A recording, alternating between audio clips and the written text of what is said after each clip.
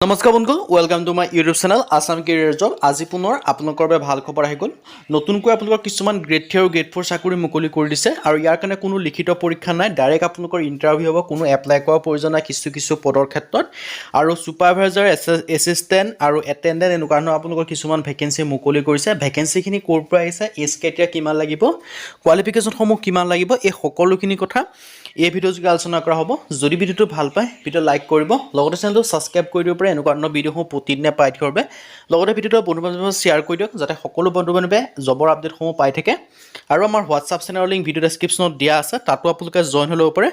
তেতিয়া আপোনালোকে ডেইলি জবৰ আপডেটসমূহ পাই থাকিব। এটা আপোনালোকৰ বৃহৎ অপৰচুনিটি হয়, আবেদনসমূহ কৰি ল'ব পাৰিব।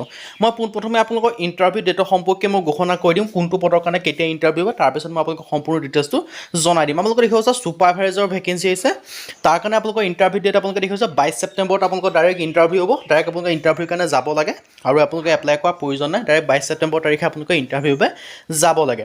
তাৰপিছত আৰু আপোনালোকৰ হাউ টু এপ্লাইটো আপোনালোকে দেখিব পাৰিছে। আৰু ইয়াত আপোনালোকে এপ্লাই কৰিবলৈ মানে আপোনালোকৰ কিছু ইয়াত আপোনালোকৰ 4টা বিভাগৰ ভেকেঞ্চি আহিছে, তাৰে আপোনালোকৰ 2টাৰ কাৰণে আপোনালোকে অনলাইন যোগে আবেদন কৰিব লাগিব, 2টাৰ কাৰণে আপোনালোকে ডাইৰেক্ট ইণ্টাৰভিউলৈ যাব লাগে, ডাইৰেক্ট কোনো এপ্লাই কৰাৰ প্ৰয়োজন নাই। মই আপোনালোকক সম্পূৰ্ণ ডিটেইলছ A to Z আপোনালোকক দেখাই দিম। আপোনালোকে ভিডিঅ'টো শেষলৈকে চাই থাকিব, অকণো স্কিপ নকৰিব আৰু ভিডিঅ'টো আপোনালোকে শেষলৈকে চাব। আৰু আবেদন কৰা মই লিংকো ডেছক্ৰিপশ্যনত দিয়া থাকিব, তাৰ আগত আপোনালোকে ভিডিঅ'টো কমপ্লিট চাই লওক, কোনটোৰ বাবে আবেদন কৰিব লাগিব, কোনটোৰ বাবে আবেদন কৰিব নালাগে, সেই ডিটেইলছখিনি ভালদৰে চাই ল'ব। পোনপ্ৰথমে আপোনালোকক মই জনাইছোঁ ভেকেঞ্চিখিনি আহিছে পুৰবী ডেইৰী ফালৰ পৰা, গুৱাহাটী ৰিক্ৰুটমেণ্টৰ পৰা ভেকেঞ্চিখিনি আহিছে। ইয়াত আপোনালোকৰ ছুপাৰভাইজাৰ, এক্সিকিউটিভ এছিষ্টেণ্ট, এটেণ্ডেণ্ট এনেকুৱা ধৰণৰ আপোনালোকৰ ভেকেঞ্চিখিনি দেখিবলৈ পাব। আৰু ভেকেঞ্চিখিনি 4 ছেপ্টেম্বৰ তাৰিখে আহিছে, বহুদিন হোৱা নাই ভেকেঞ্চিখিনি অহা, 4 তাৰিখে আপোনালোকৰ মুকলি কৰিছে ভেকেঞ্চিখিনি। আৰু ইয়াত আপোনালোকে দেখিব পাইছে পুৰবী ডেইৰী গুৱাহাটীত আছে আপোনালোকৰ ভেকেঞ্চিখিনি। ইয়াত আপোনালোকে দেখিব পাইছে west Assam milk producer cooperative union limited Amul.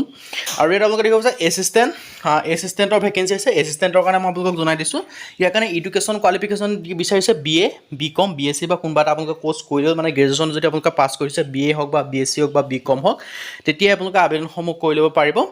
আৰু ইয়াৰ কাৰণে আপোনালোকৰ ৱৰ্কিং এক্সপিৰিয়েঞ্চ বিচাৰিছে এবছৰীয়া, আপোনালোকে যিকোনো কাম কৰা এবছৰীয়া যে আপোনালোকে কাম কৰিছে তেতিয়া আপোনালোকে যাব পাৰিব, ইণ্টাৰভিউ হ'ব এইটো। আৰু ইয়াত আপোনালোকে দেখিব পাৰে যে BA, BSc, BCom পাছ কৰিলে হৈ গ'ল, বেলেগ কোনো কোৱালিফিকেশ্যন নালাগে ইয়াত উল্লেখ কৰিছে। আৰু ইণ্টাৰভিউ অনুষ্ঠিত হ'ব 9/9/2024 ছেপ্টেম্বৰ মাহৰ 9 তাৰিখে এইটোৰ কাৰণে ইণ্টাৰভিউ অনুষ্ঠিত হ'ব, ৱাৰ্কিং ইণ্টাৰভিউ অনুষ্ঠিত হ'ব। এই ভেকেঞ্চিটোৰ কাৰণে আপোনালোকে আবেদন কৰা প্ৰয়োজন নাই। ভেকেঞ্চি আহিছে এক্সিকিউটিভৰ ভেকেঞ্চি, ইয়াৰ কাৰণে আপোনালোকৰ বিচাৰিছে ভেটেনেৰী এক্সিকিউটিভৰ ভেকেঞ্চি। ইয়াৰ কাৰণে আপোনালোকৰ 8.15 লাখ টকা আপোনালোকৰ পাৰ ইয়াৰ আপোনালোকক দিয়া হ'ব বুলি উল্লেখ কৰিছে। আৰু এডুকেশ্যন কোৱালিফিকেশ্যন বিচাৰিছে BVSc বা MVSc পাছ কৰা হ'ব লাগিব। আৰু আপোনালোকৰ 2 বছৰীয়া এখন এক্সপিৰিয়েঞ্চো বিচাৰিছে। আৰু কম্পিউটাৰ স্কিলটো আপোনালোকৰ মিনিমাম কম্পিউটাৰটো জানিব লাগিব। এজ লিমিট আপোনালোকৰ 33 বছৰ পৰ্যন্ত আবেদন কৰিব পাৰিব। লগতে আপোনালোকে এজ ৰিলেক্সেশ্যনসমূহ লাভ কৰিব। SC SC কাৰণে 5 বছৰকৈ, OBC কাৰণে 3 বছৰ। আৰু ইয়াৰ কাৰণে ৱাৰ্কিং ইণ্টাৰভিউ অনুষ্ঠিত হ'ব 11/9/2024 ছেপ্টেম্বৰ মাহৰ 11 তাৰিখে ৱাৰ্কিং ইণ্টাৰভিউ অনুষ্ঠিত হ'ব। মই ৱাৰ্কিং ইণ্টাৰভিউ এড্ৰেছটো মই আপোনালোকক জনাই দিম। ছুপাৰভাইজাৰ এডমিন, ইয়াৰ কাৰণে আপোনালোকৰ ভেকেঞ্চি আহিছে। ইয়াৰ কাৰণে পাৰ ইয়াৰ 6.99 লাখ টকাকৈ আপোনালোকক দিয়া হ'ব। এডুকেশ্যন কোৱালিফিকেশ্যন বিচাৰিছে BA, BCom পাছ কৰিব লাগিব। আৰু ৱৰ্কিং এক্সপিৰিয়েঞ্চ 5 বছৰ এখন ৱৰ্কিং এক্সপিৰিয়েঞ্চ বিচাৰিছে। এজ বিচাৰিছে আপোনালোকৰ 38 পৰ্যন্ত।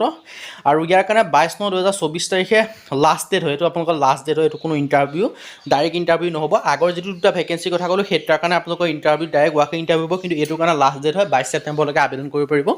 আৰু এছিষ্টেণ্ট লেবৰেটৰীৰ কাৰণেও আপোনালোকৰ আহিছে ভেকেঞ্চি। ইয়াৰ কাৰণে আপোনালোকে ইণ্ডিয়ান ডেইৰী বা BSc কেমেষ্ট্ৰি যদি আপোনালোকে পাছ কৰিছে তেতিয়া আবেদন কৰিব পাৰিব।